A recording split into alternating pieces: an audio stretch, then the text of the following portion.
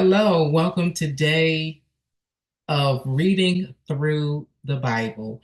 I'm Toni Henderson-Mayers. I'll be your reader.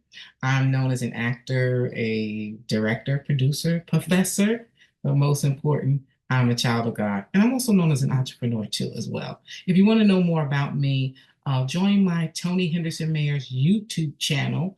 Make sure you like, comment, and subscribe and ring the notification bell for that channel and this one so you'll know every time I upload a new video. So, you ready to read God's word? Let's go.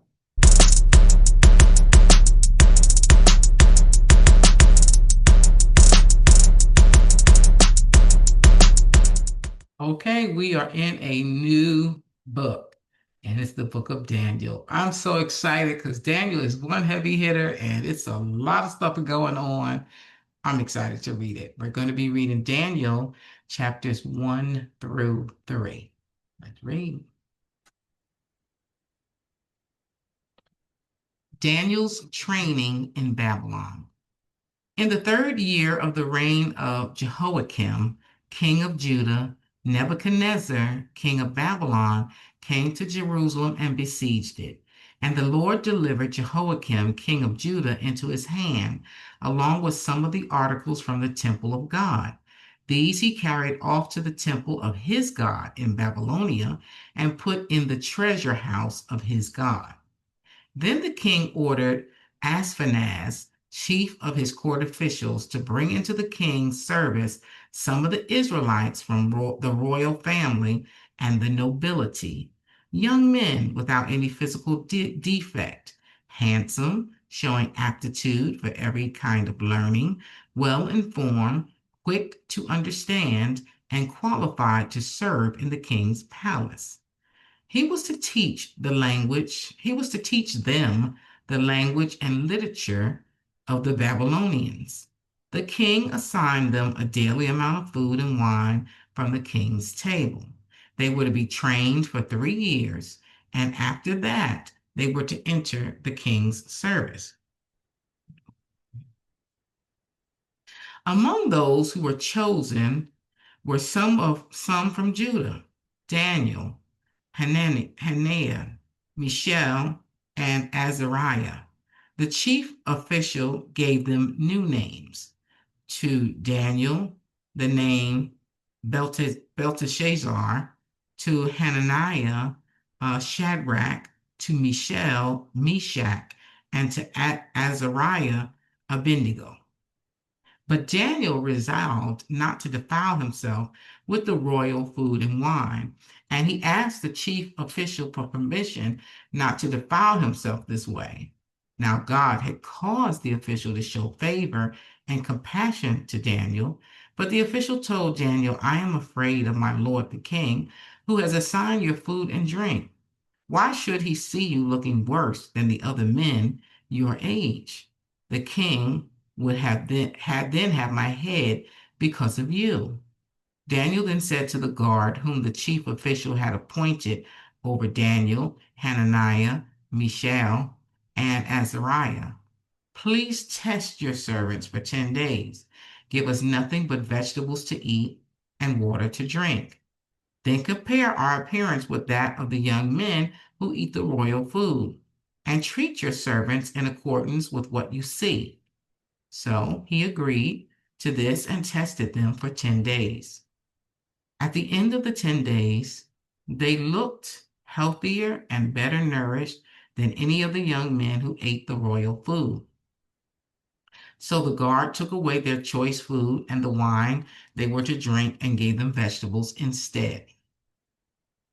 To these four young men, God gave knowledge and understanding of all kinds of literature and learning, and Daniel could understand visions and dreams of all kinds. At the end of the time set by the king to bring them into his service, the chief official presented them to Nebuchadnezzar. The king talked with them, and he found none equal to Daniel, Hananiah, Mishael, and Azariah. So they entered the king's service. In every matter of wisdom and understanding about which the king questioned them, he found them 10 times better than all the magicians and enchanters in his whole kingdom. And Daniel remained there until the first year of King Cyrus. Chapter 2, Nebuchadnezzar's Dream. In the second year of his reign, Nebuchadnezzar had dreams. His mind was troubled, and he could not sleep. So the king summoned the magicians, enchanters, sorcerers, and astrologers to tell him what he had dreamed. When they came in and stood before the king, he said to them, I have had a dream that troubles me, and I want to know what it means. Then the astrologers answered the king, May the king live forever. Tell your servants the dream, and we will interpret it. The king replied to the astrologers, This is what I have firmly decided. If you do not tell me what the dream was and interpret it, I will have you cut into pieces and your houses turned into piles of rubble. But if you tell me the dream and explain it, you will receive from me gifts and rewards and great honor. So tell me the dream and interpret it for me. Once more they replied, Let the king tell his servants the dream, and we will interpret it. Then the king answered, I am certain that you are trying to gain time because you realize that this is what I have firmly decided. If you do not tell me the dream, there is only one penalty for you. You have conspired to tell me misleading and wicked things, hoping the situation will change. So then tell me the dream, and I will know that you can interpret it for me. The astrologers answered the king, There is no one on earth who can do what the king asks. No king, however great and mighty, has ever asked such a thing of any magician or enchanter or astrologer. What the king asked is too difficult. No one can reveal it to the king except the gods, and they do not live among humans.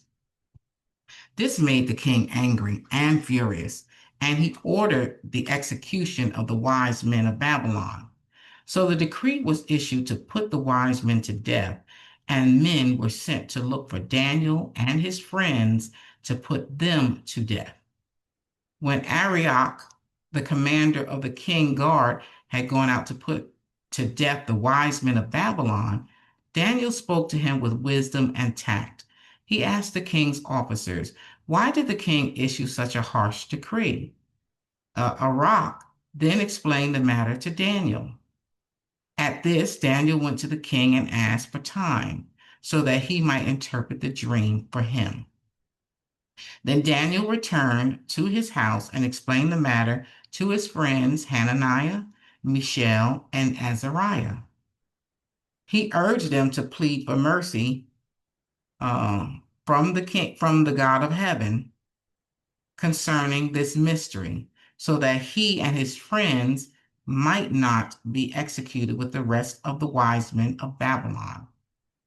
During the night, the mystery was revealed to Daniel in a vision.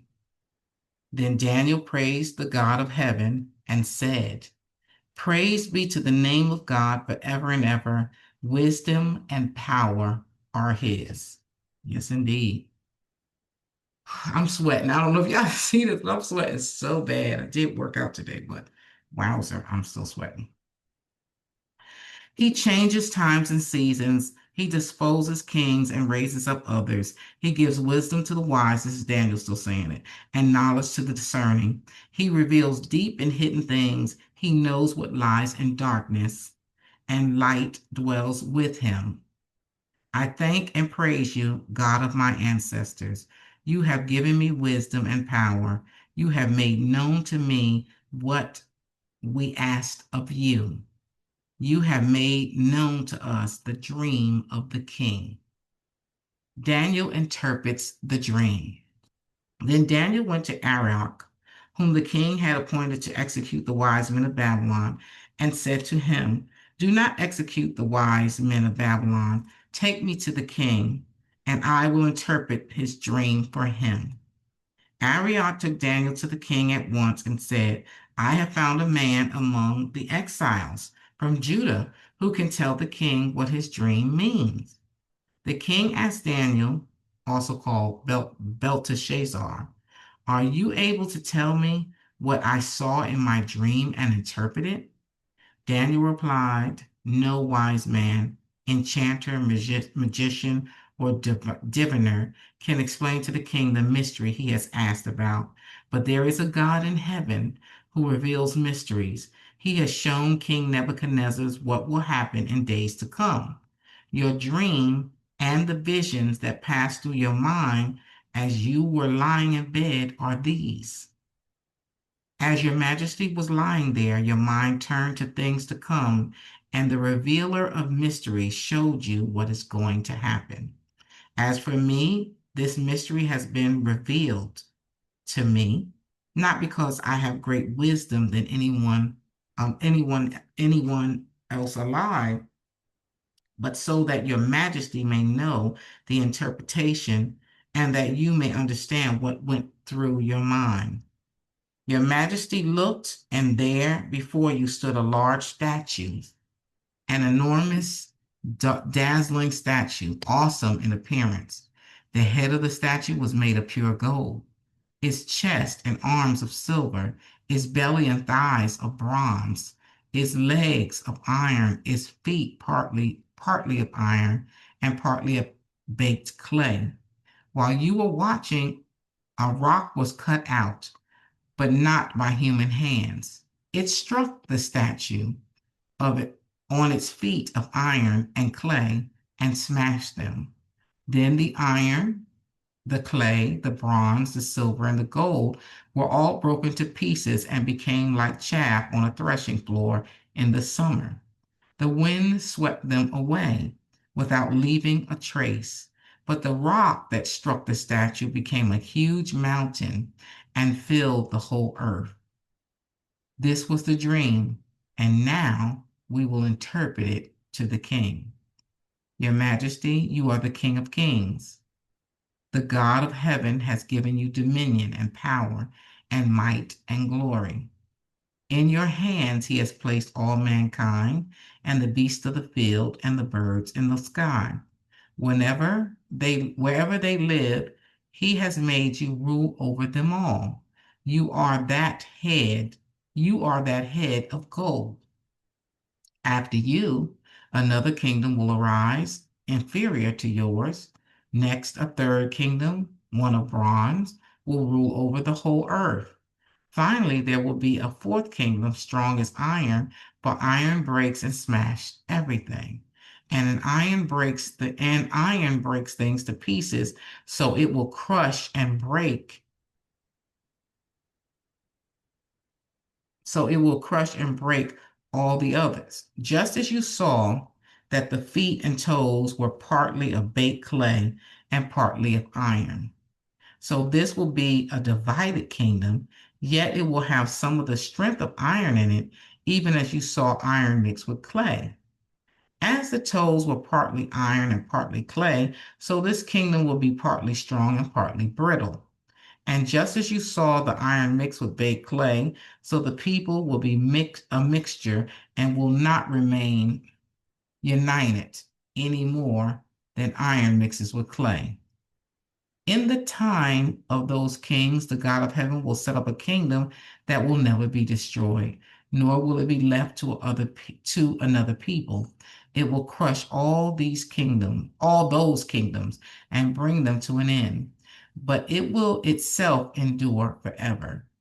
This is the meaning of the vision of the rock cut out of a mountain, but not by human hands. A rock that broke the iron, the bronze, the clay, the silver, and the gold to pieces. The great God has shown the king what will take place in the future. The dream is true, and its interpretation is trustworthy. Then King Nebuchadnezzar fell prostrate before Daniel and paid him honor and ordered that an offering and incense be presented to him. The king said to Daniel, surely your God is the God of gods, and the Lord of kings. and a revealer of mysteries, for you were able to reveal this mystery. Then the king placed Daniel in a high position and lavished many gifts on him. It must be outside making it get darker. Um, he made him ruler over the entire province of Babylon and placed him in charge of all its wise men. Moreover, at Daniel's request, the king appointed Shadrach, Meshach, and Abednego administrators over the province of Babylon, while Daniel himself remained at the royal court. Chapter 3. It's our last chapter reading for today. The image of gold and the blazing furnace. King Nebuchadnezzar made an image of gold 60 cubits high and 6 cubits wide and set it up on the plain of Dura in the province of Babylon. He then summoned the satraps, prefects, governors, advisors, treasurers, judges, magistrates, and all the other provincial officials to come to the dedication of the image he has set up.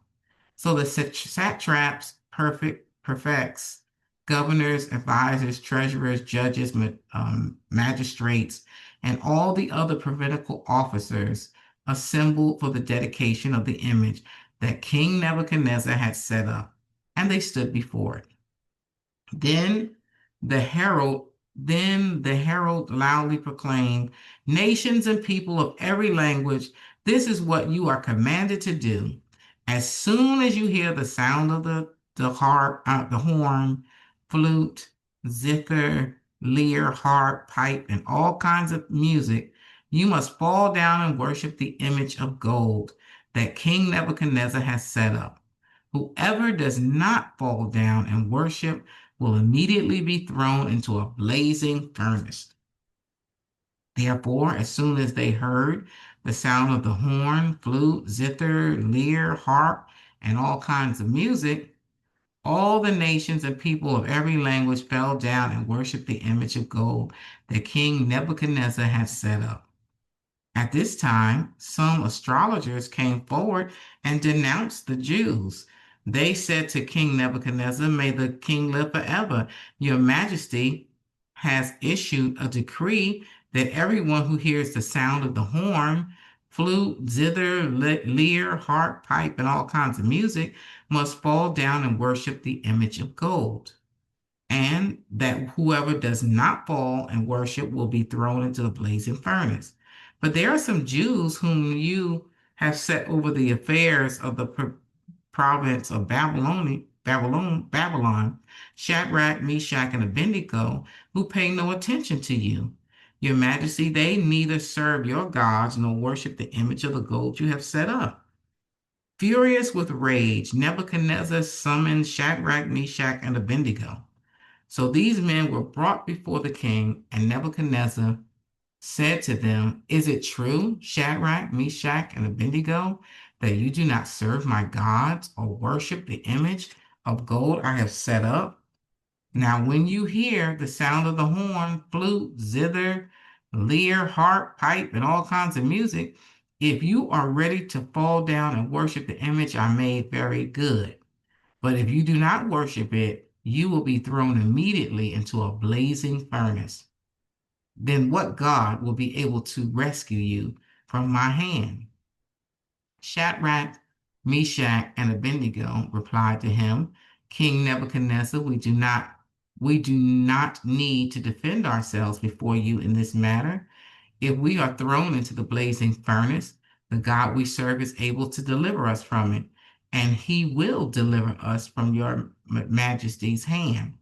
But even if he does not, we want you to know, your majesty, that we do not serve your gods or worship the image of gold you have set up. Then Nebuchadnezzar was furious with Shadrach, Meshach, and Abednego, and his attitude toward them changed.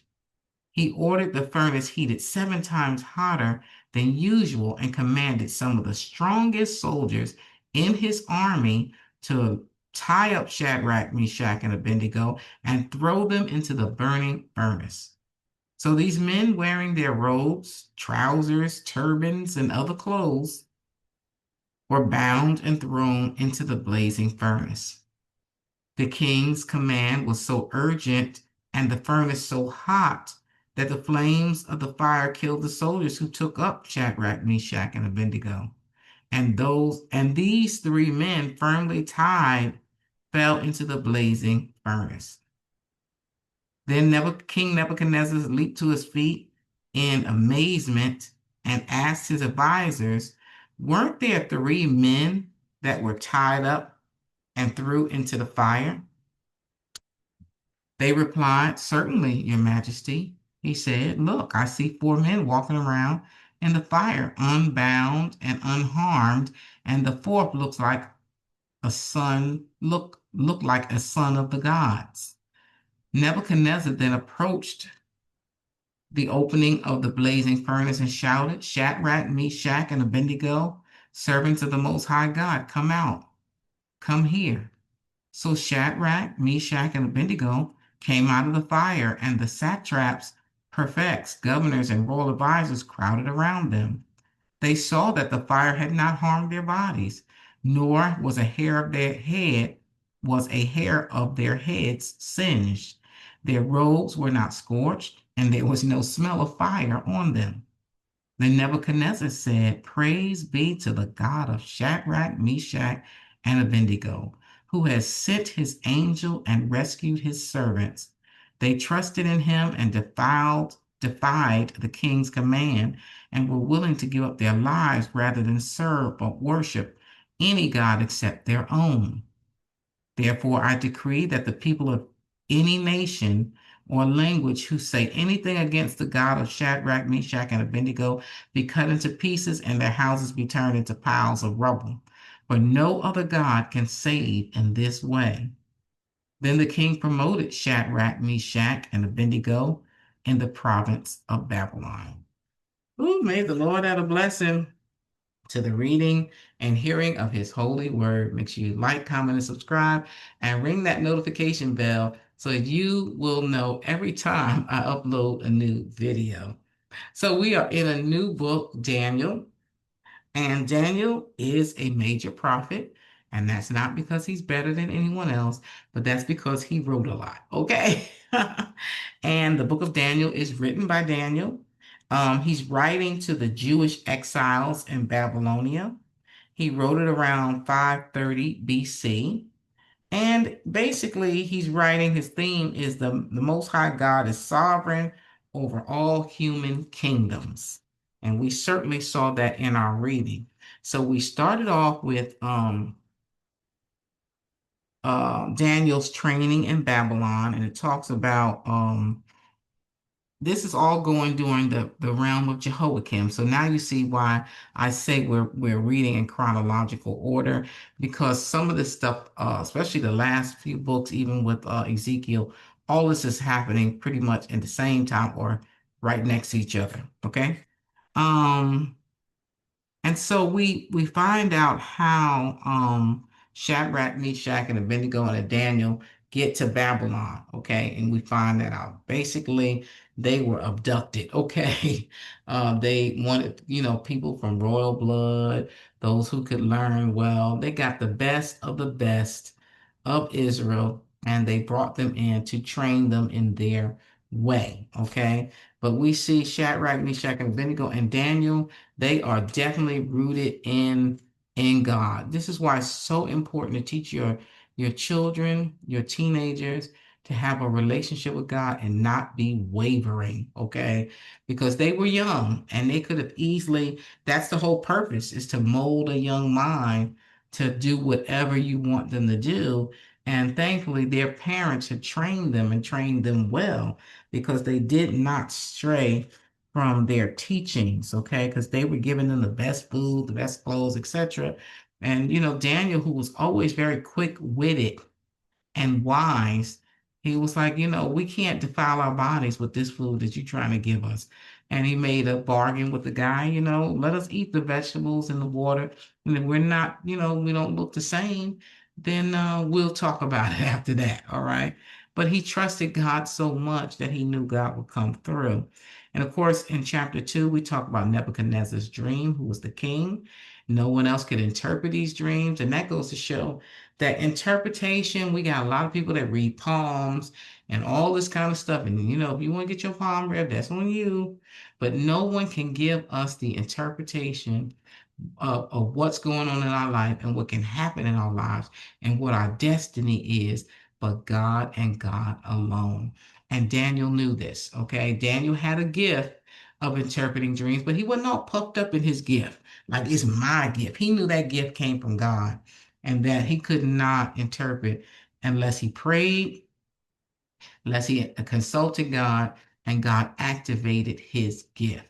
And sometimes we have gifts and we just fly right off the handle with our gifts as if we just fly in the wind with it, like we could just do it because it comes so naturally. But we should always pray. We should always seek God's face, even when if we got a beautiful gift at singing, we need to pray and ask God to use us and use the gift in the way that He would have us use it. Don't just get up there and like I can sing and I can do it and I. You know what I'm saying? It should be all about what God wants you to do. And evidently, this whole situation was set up so King Nebuchadnezzar would know who God is, and his influence of knowing who God is could influence all of the people. All right. Daniel interprets the dream. Of course, he interprets it well, and he gives all credit to God versus the other ones, the magicians and diviners and all of them. It was all about them, and they kept hemming and hawing. Okay, that's the best way I could say it. And the king knew that it was hemming and hawing. All right, he was very impatient about that. But Daniel does interpret this dream, and it is a dream of what is to come with future kingdoms. Okay, and then the last chapter we read the image of gold and the blazing furnace. I don't know what, maybe this was a different Nebuchadnezzar. I don't even know. Or it could have been the same one, honey, but he decides to make a golden image and he wants everybody to fall down and worship this image. Okay. And when you hear the music playing, basically, he named all these instruments, but basically, when you hear the music playing, you ought to just bow on down. I mean, you're just too dramatic for me. Nebuchadnezzar, you just doing too much, as we say, far too much. But the diviners and different people like that, they came back. When you got some Jews or some Israelites, they ain't bowing down. Somebody always minding your business instead of minding their own, okay? But we got some tattletales in this chapter, and they tattletaled on Shadrach, Meshach, and Abednego. But we see in these chapter readings, Daniel was very serious about God, and so was Shadrach, Meshach, and Abednego. They were willing to stand up for God. They remembered the Ten Commandments that was brought through Moses, passed down and trained, and they got that training, and they believed that training, and they stood up and said, no, we're not going to worship no other gods. Remember one of the commandments? Thou shalt have no other gods before me. And you shouldn't make any graven images, right? So they knew the word, and they said, no, we're not going to bow down. And they said it to the king's face. He was upset and he put him in a fiery furnace. But the Son of Man, the Son of God, he was standing right there with them, protecting them. They didn't get singed, burned, didn't even smell the smoke. God delivered them out of the fiery furnace because they had the faith and the belief that God will take care of them.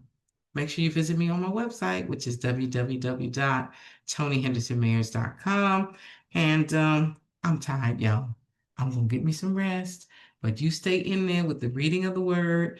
And I'm so proud of you. We are almost done. Just stick in there with us, okay? Just know that the word of God is a lamp unto our feet. It is a light unto our path. We will hide God's word in our hearts that we may not sin against God. You take care, and I will see you tomorrow, God willing. Bye.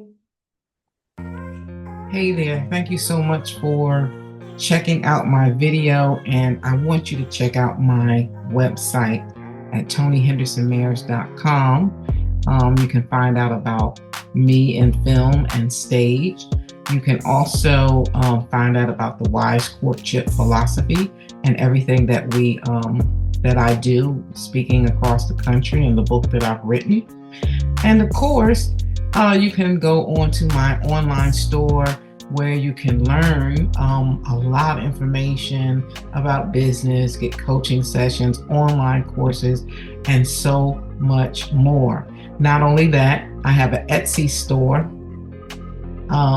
which the website of all of these things are in my description. So make sure you go to my Etsy shop, which is called Faith, Hope, and Love Center. Make sure you go to that so you can get t-shirts, and I'm adding things every day, t-shirts, mugs, masks, all types of things, into the link that's going to take you to all of the books that we're using pretty much in our Read Through the Bible series. So here are the journals. This reflection journal is so that you can write and take notes. This one has a lot of study information and will help you keep organized as you're studying the Bible. This is the Bible that I read from, the NIV Study Bible. Of course, Wise Courtship is here, and some of the other books that I wrote. Yes, God is Real, and also I Rise, Stories of Triumph. It's just a great encouragement tool. So walk on over to the stores and give us some support. I think you're going to be blessed by the products. Take care.